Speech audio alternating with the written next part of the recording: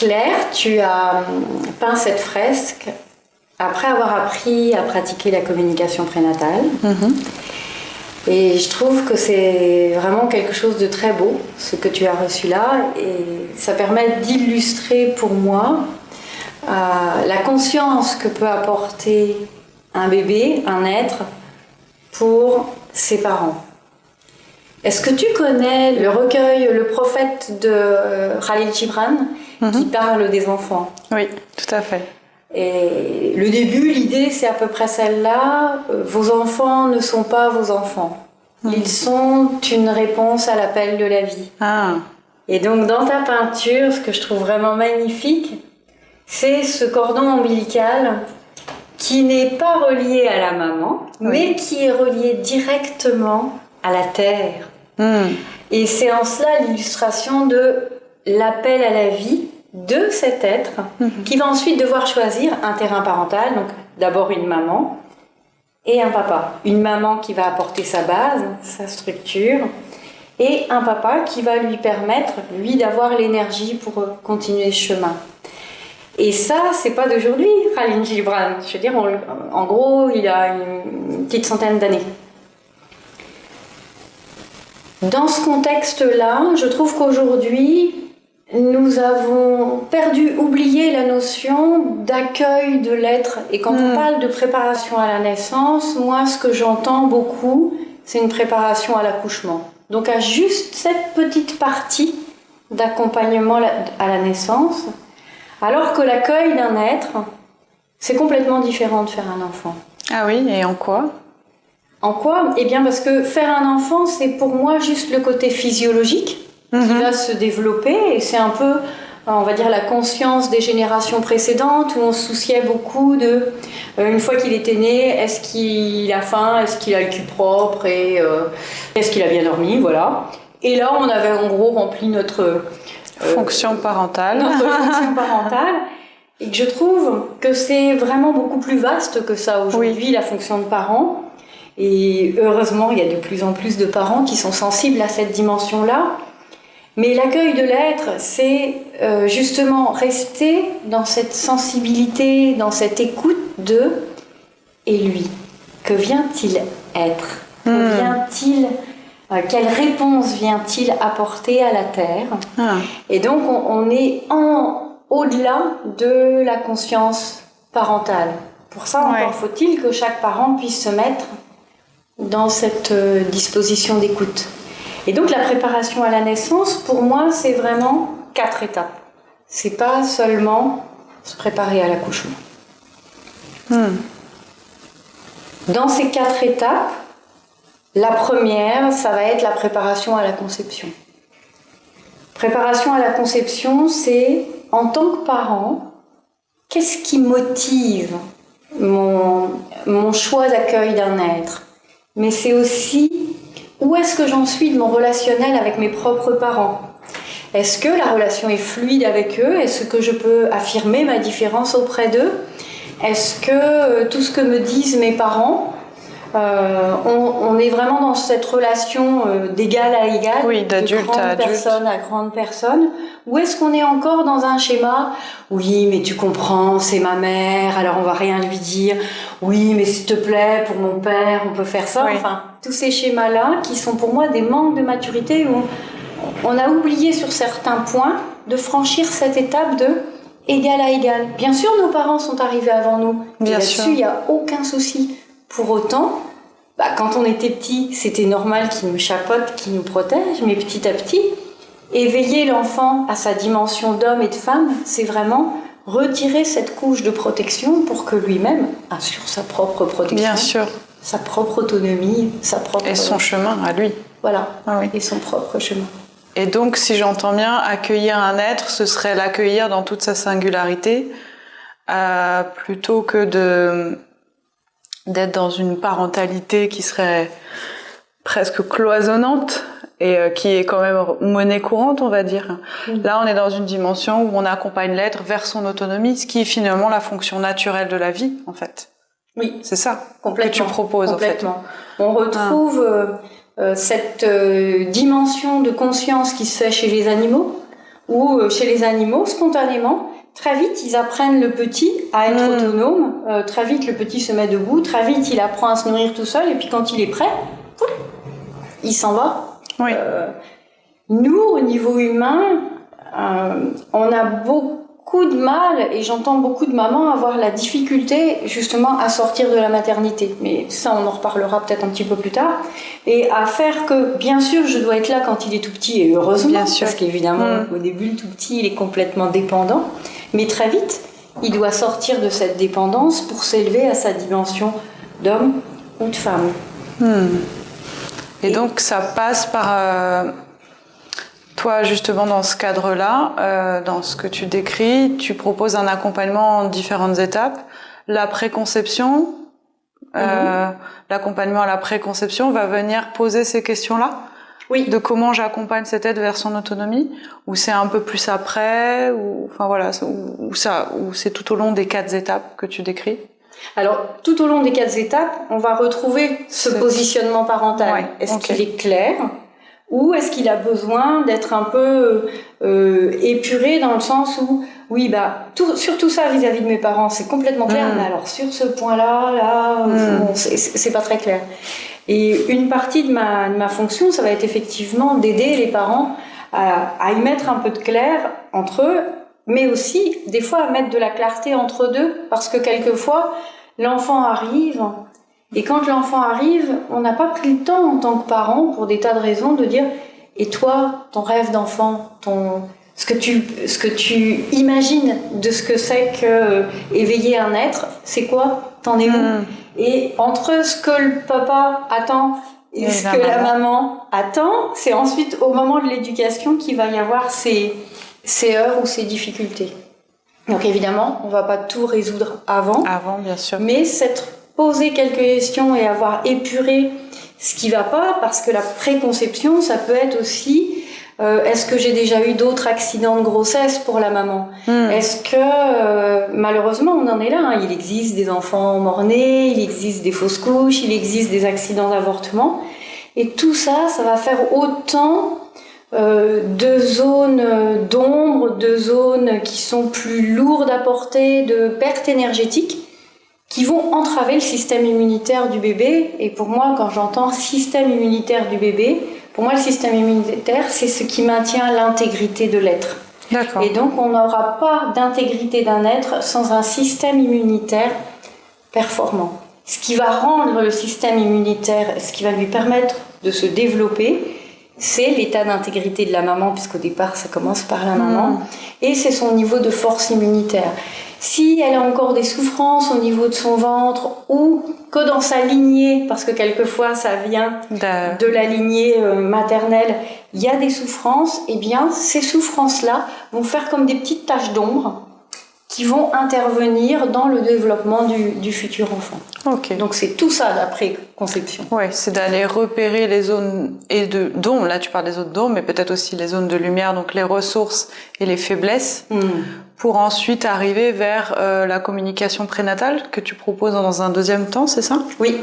Okay. Et tu fais bien de me soulever la notion lumière, parce que souvent, dans les accompagnements que j'ai, les parents me présentent comme une difficulté, quelque chose qui est une ressource. D'accord. Et quand je leur dis non, mais alors ça c'est complètement naturel, donc surtout préservez-le, vivre.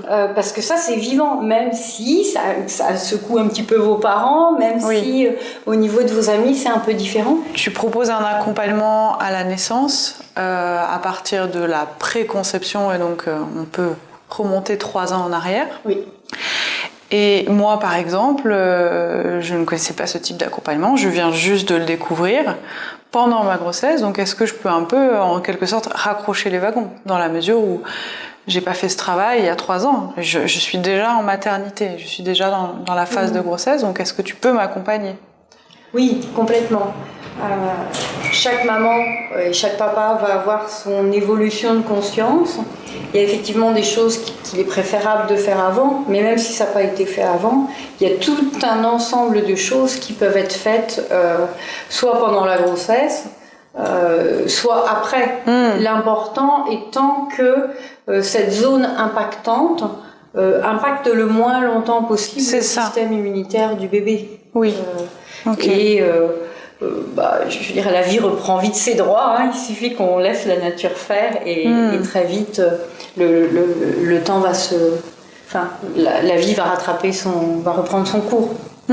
Donc ce qui n'aura pas été fait avant peut toujours être fait, soit pendant la grossesse, soit dans la période après ou un peu plus tard, en fonction du niveau d'éveil des parents, du niveau d'urgence pour eux de faire cette action-là.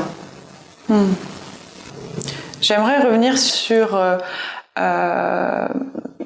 le fait que chaque parent puisse énoncer les désirs qu'il va projeter pour l'évolution de son enfant, et que toi tu vas accompagner les parents à ce moment-là dans tiens, qu'est-ce que toi le papa tu veux vraiment et toi qu'est-ce que tu veux la maman. Et je me posais la question de comment vont s'intégrer les besoins du bébé. Est-ce que ça peut déjà passer par la communication prénatale? Et du coup, la concertation, elle s'élargit. On n'est plus juste papa, maman décide pour bébé, mais papa, maman décide avec bébé. Et est-ce que ça, c'est faisable finalement déjà dès la grossesse, d'intégrer les besoins de bébé? Oui. Complètement.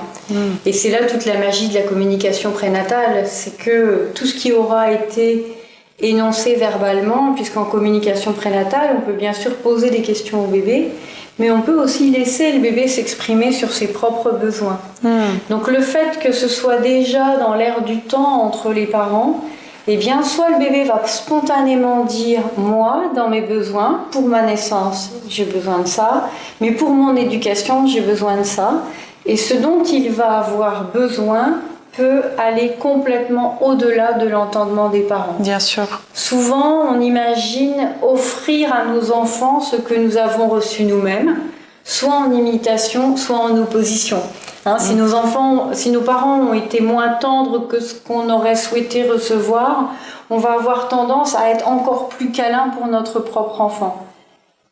Oui, sauf que peut-être que cet enfant, lui, ça, avec la conscience avec laquelle il arrive, ça lui est complètement égal. En revanche, il a autre chose qui va être très important pour lui, et donc qui va permettre aux parents d'être déjà à l'écoute de ce besoin de l'enfant à tous les moments de sa vie, et y compris en respectant ce que l'enfant veut bien vouloir dire, de ce qui va être important pour lui, parce qu'aujourd'hui, dans la conscience parentale que nous devons développer, en tant que parents, c'est non pas préparer un enfant à partir des blessures du passé que nous avons reçues, parce que ça c'est un travail thérapeutique à faire par les parents pour eux-mêmes, mais à préparer l'enfant à faire face à ce qu'il va rencontrer dans le futur.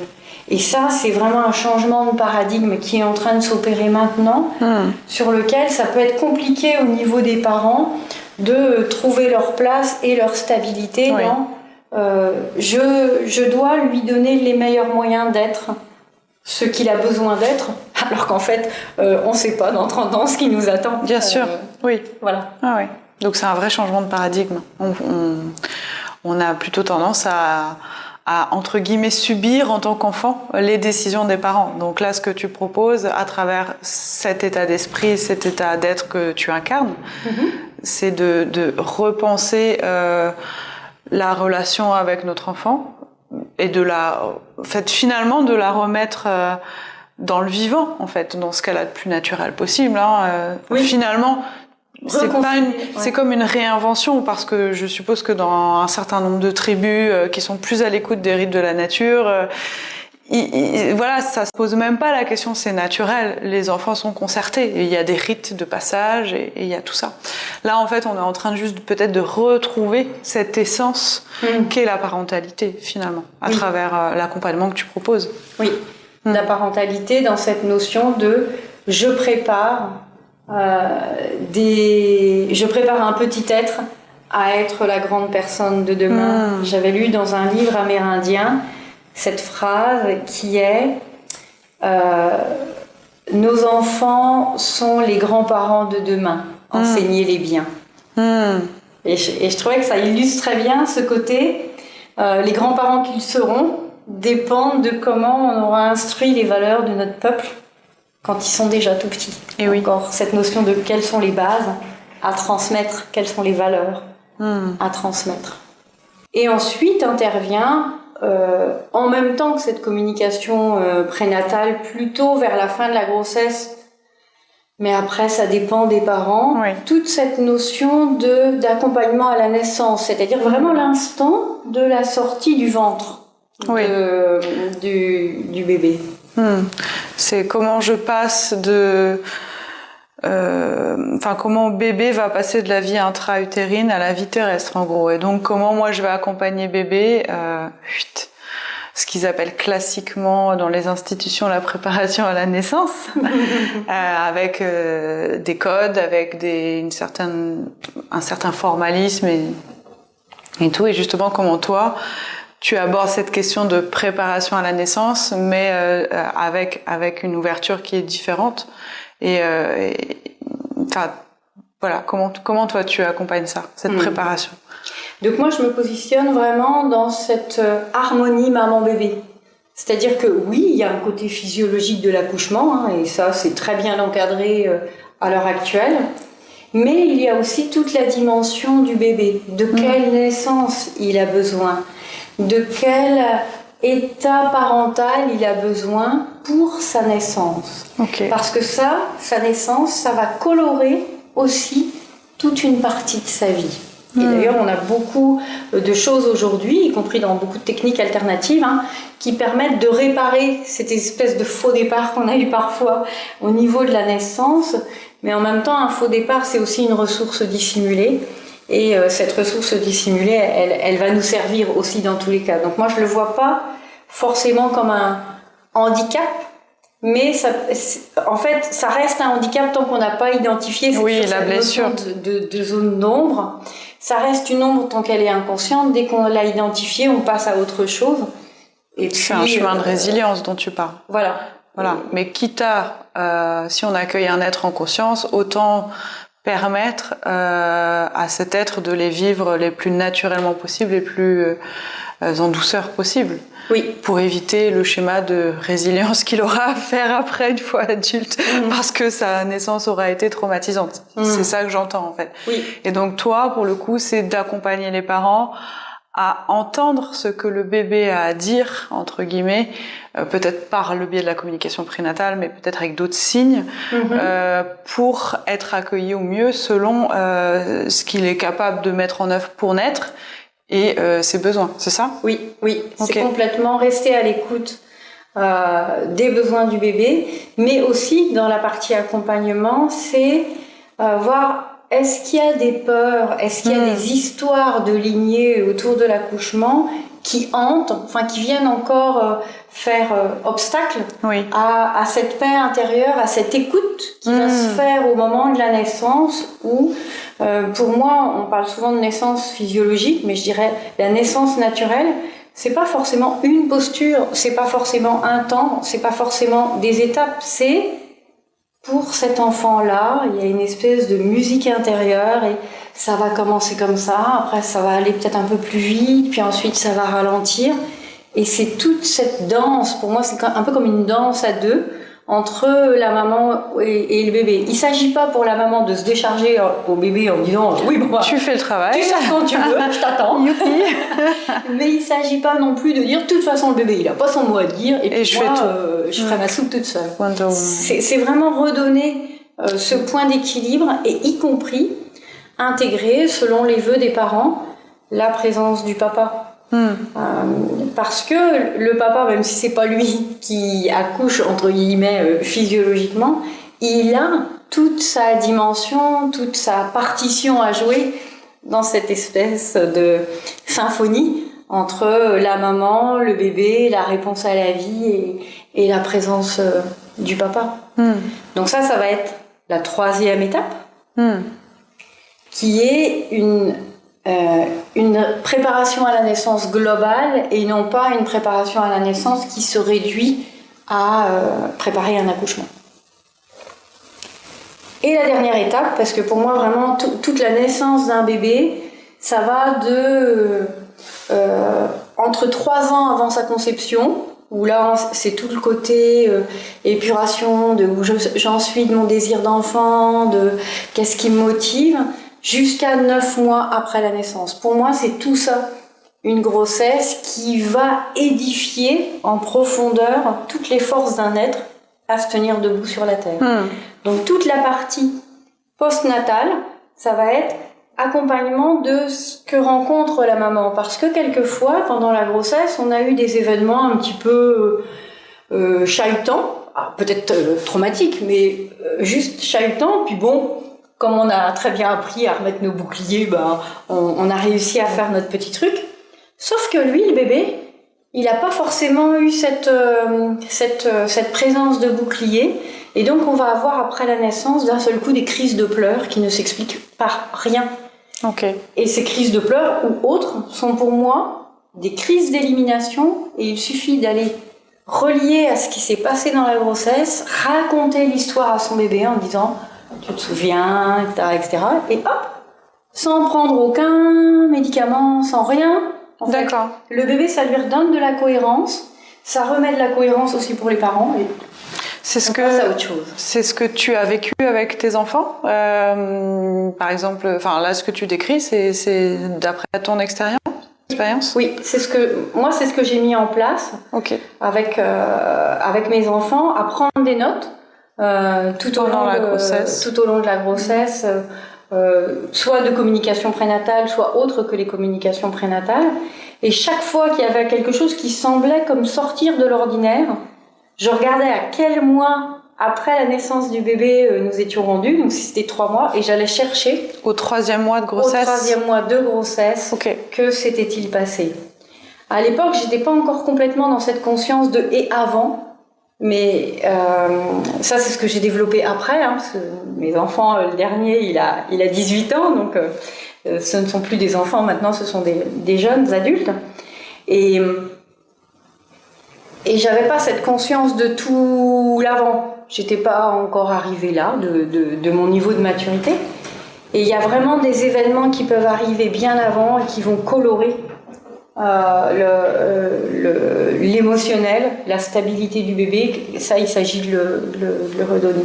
Donc voilà tout ce que moi je mets dans préparation à la naissance, et pour lequel je trouve que le poème de Khalil Gibran dont on parlait tout à l'heure vient vraiment illustrer avec cette notion d'archer, avec cette notion d'arc de main qui soulève, parce qu'il nous disait déjà avec ses mots à lui, l'enfant va s'appuyer sur qui nous sommes, mais il ne nous appartient pas. Et c'est à nous de lui donner les moyens de s'ouvrir au monde. Merci.